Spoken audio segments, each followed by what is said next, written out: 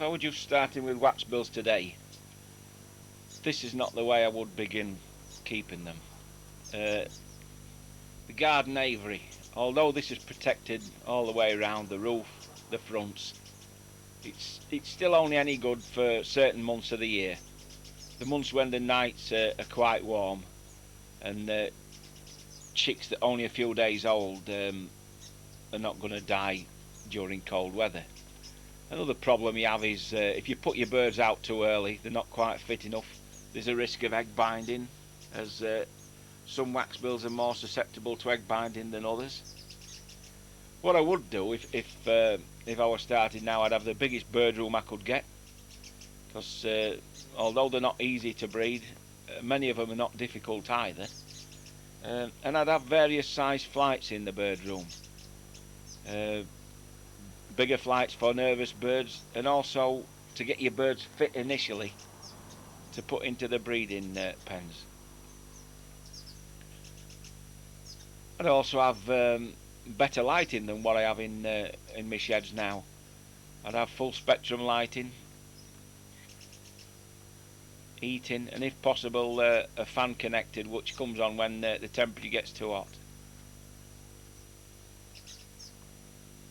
Another good thing about the bird room is you can sit in there all day. You can breed your birds whenever they're ready, whatever time of year, by artificial heating and lighting to fetch them in condition.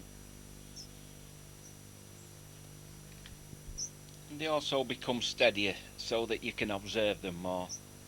In the bigger enclosures like these garden aviaries, the birds get wilder. You have to watch them from a distance. You get too close, they just stop whatever they're doing. Whereas in your bird room, you spend a long time in there, the birds just adjust to it, and you can observe them a lot better.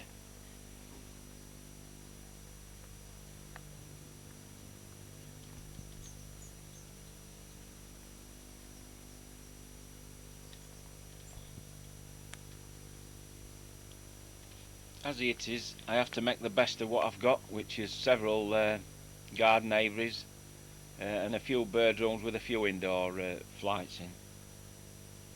Over a decade ago, a group of us joined the Waxbill Finch Society,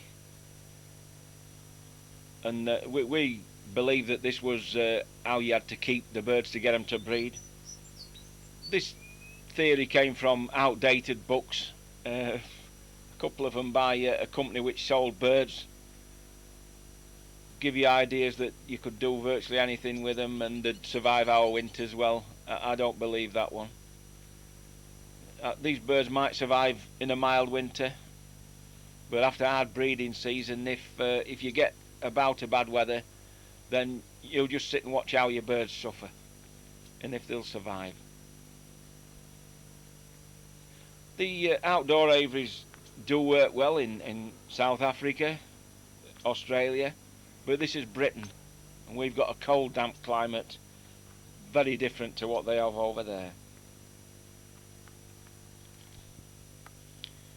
Contrary to the theory that these birds don't breed, in reality they all want to breed, if only we can fulfill their needs.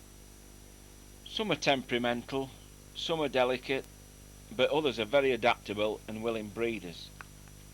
Choosing the right birds for yourself is the important thing.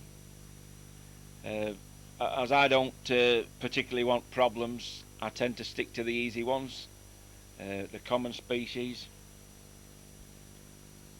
I don't need the heartache that some of these difficult birds or delicate birds bring with them.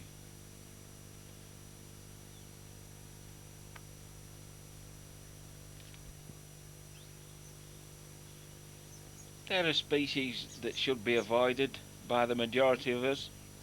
Others, like these red-cheeked cordon blues or the blue-cap waxbills we saw earlier, in my opinion, ideal birds, both for smaller aviaries, even cages. They don't need as many extras. The difficult species are probably for those with a deeper pocket, plenty of time, and someone that needs a challenge. The only thing with these species is they're good breeders, so you need a bit of extra space to put your chicks.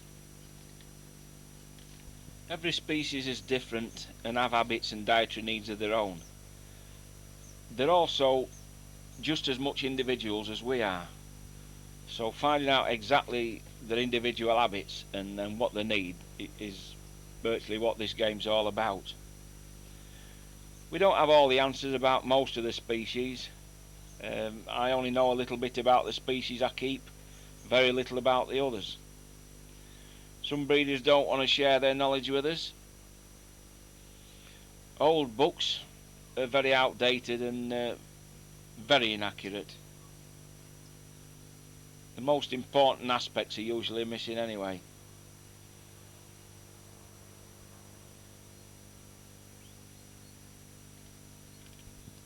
I know more about red-cheeked and blue-capped cordon blue, common firefinches and orange cheeks, which I've kept over a decade now.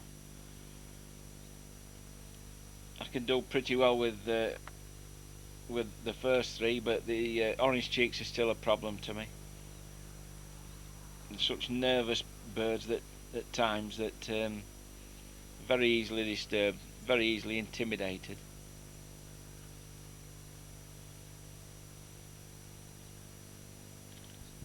Getting the birds to go to nest is relatively easy. Getting them to feed the chicks is the hard bit.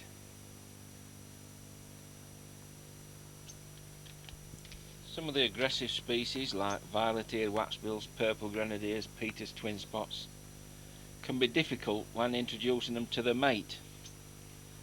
And this is when fighting can break out. It can be quite serious. Some of them also don't like you to touch the nest. If you go anywhere near the nest, they'll absolutely wreck it or kill the chicks. So that species are not for me.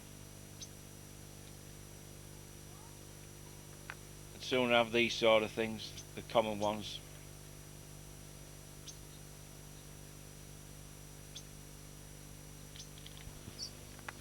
Some birds have a habit of coming off the nest at the slightest disturbance. If they stay off for too long, the eggs could chill or the chicks could get cold. On the other hand, Peter's twin spots are known to come off the nest when the temperature's quite high. Such little things are these as what you need to know about each individual species, and specialising them, sat watching them. That's how you learn about them.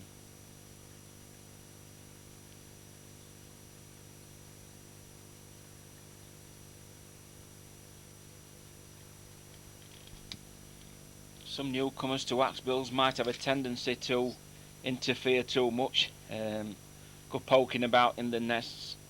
But with experience, you learn their habits and you can often tell what's happening from the behaviour, and there's no need to interfere anyway.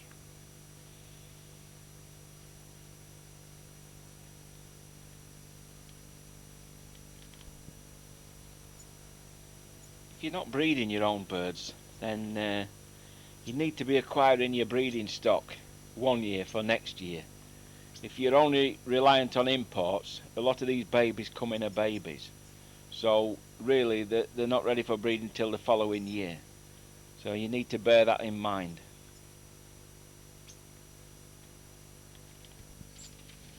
When winter arrives, your birds will need a rest after a hard breeding season. There'll be time to put them on a sparse diet. This allows them to calm down, have a rest and gradually go into the moult.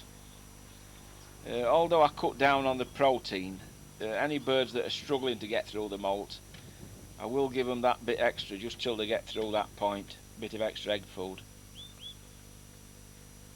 By reducing their hours of daylight, that again helps them come into that moult. I used to breed a few birds over winter, but that brings with it problems of obtaining seeding grasses, etc.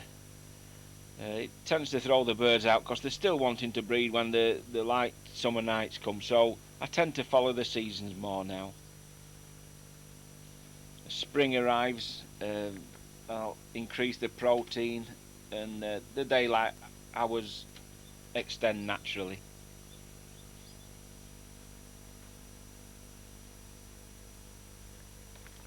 Birds which have been kept on the same diet and lighting all over winter will not have this period where they calm down, go through the molt, and at some stage, probably at a crucial stage when you really need them to be feeding the chicks, they'll more or less run out of steam and just probably molt right at a time when you don't want them to.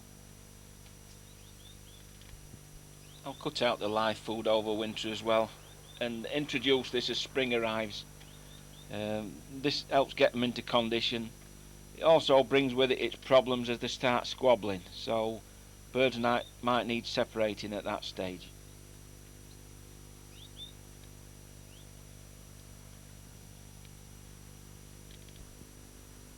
These are a few young black crown waxbills which have just fledged. There's a nest of 6 of them just come out.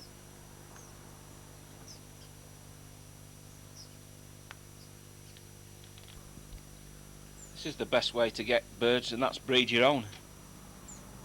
You can't beat, in my opinion, captive bred birds. You know their own age, you know how they've been fed, and they're used to your own diet. Hopefully, when the time comes, they should settle well and feed their own youngsters.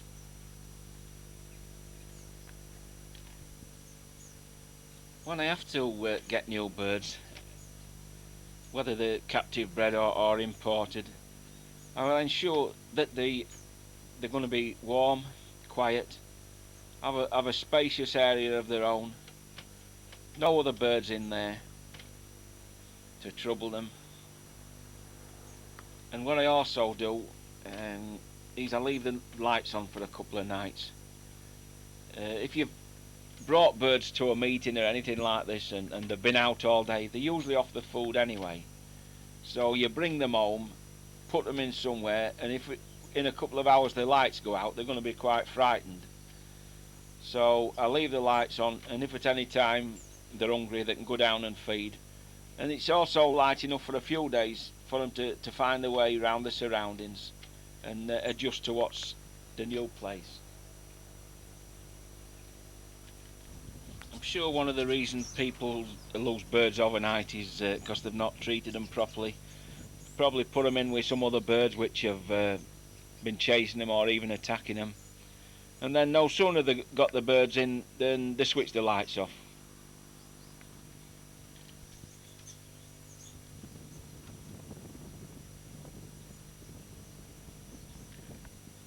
That's without mentioning the risk of infection from a new bird.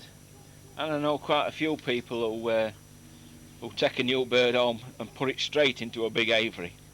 You know, if that's within a few hours of darkness, that bird has very little chance of establishing itself. It'd really have to be a bit of a commando to do so. If it were a nervous bird, and anyway, it's probably soon have its head under its wing and go off its food altogether. I think many of these losses are down to bad management. This is a fostering situation.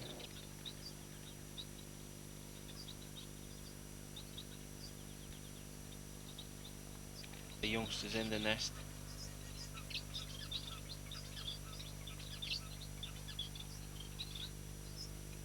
They also leave the lights on bonfire night or any other night. The British public seem to go mad, fascinated by these loud explosions, and we're supposed to be an animal loving nation.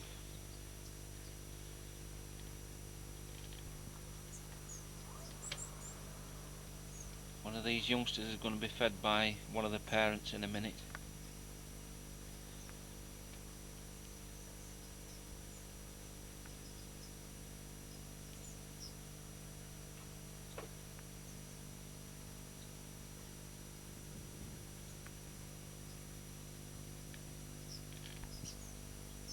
Also have a low wattage night light on in each bird's room overnight.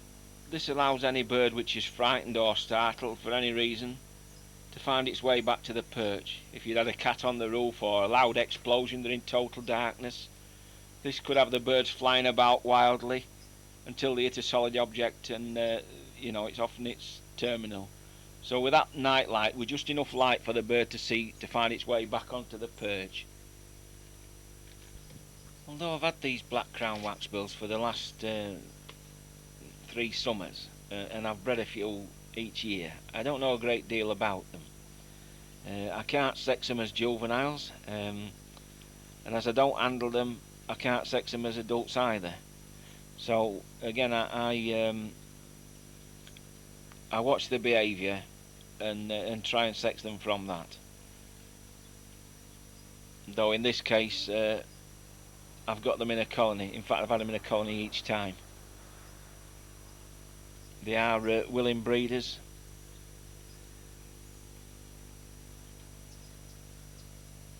And they usually make good parents.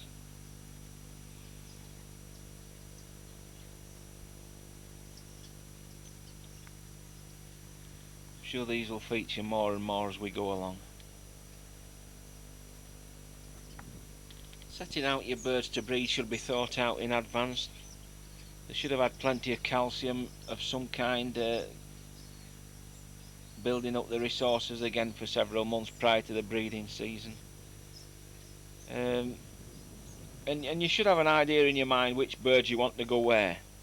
If possible, if you can let each pair choose their own partner, that'll be a great advantage, because quite often we'll put a pair of birds together and they don't like each other, and that'll reduce the amount of chicks you get, if any at all. If on the other hand the birds get on well together, there's every chance that they can be quite prolific breeders.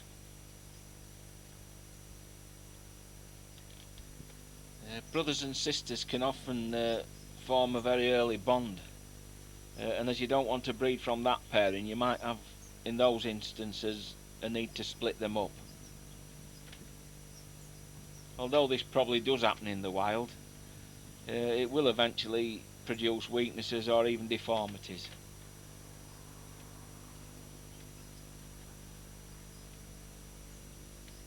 Is important for the breeding season, especially if your only option is the outdoor garden aviary. You've got to try and hit the road running, so to speak, because you've only got a few short months in which to breed your birds. What I have done, especially in this instance, what you see here, the birds were put out in either March, well, not out, they were put into an indoor flight, March or April, and they were kept in and they were breeding in there until it got to May, when the weather had warmed up. Plus they'd got the chicks inside, so I know they'd come in every night during the cold nights. In fact, in every case in this aviary, all the nests have been inside, and that's why you'll often see quite a few blue caps which couldn't be caught up because the parents were breeding again inside.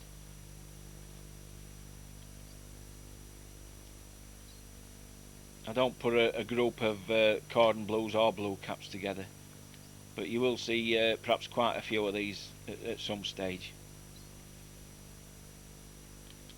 Young hens are lost to egg binding because people put them out too early. Early spring, it's still cold nights, still cold mornings, and a young hen which is trying to lay an egg could get egg bound. You'll have difficulty replacing it then.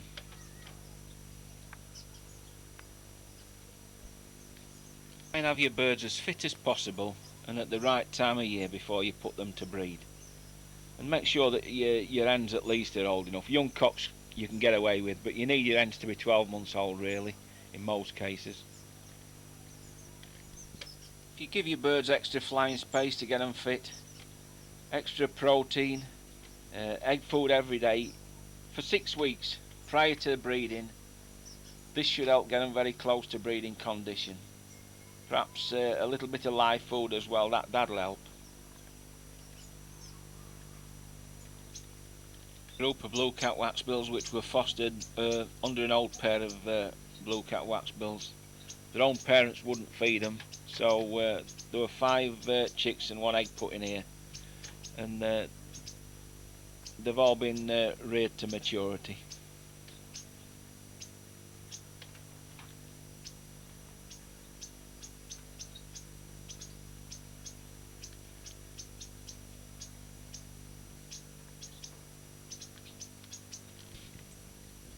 Although this is not a bird I bred myself, it is from a friend.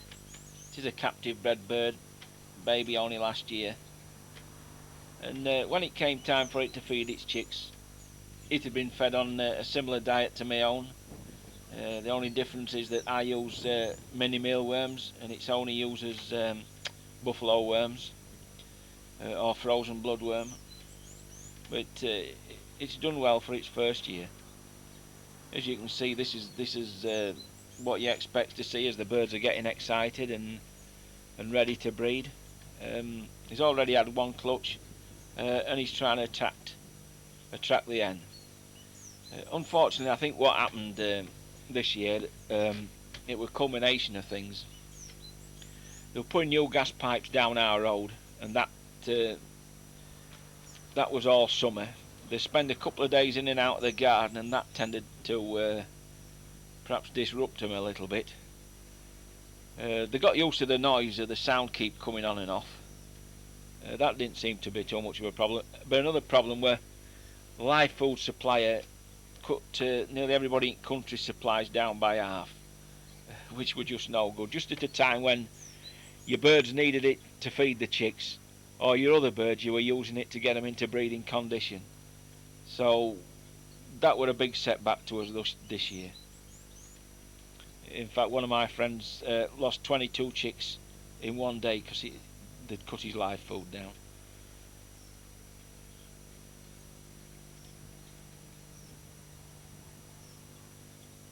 This is sort of behaviour you'll also see from an hen. You'll see it in juvenile cocks or juvenile hens sometimes. So don't be thinking a bird that doesn't have a red cheek patch is not an hen, because they'll do this to attract a cock that's a bit slow on the uptake.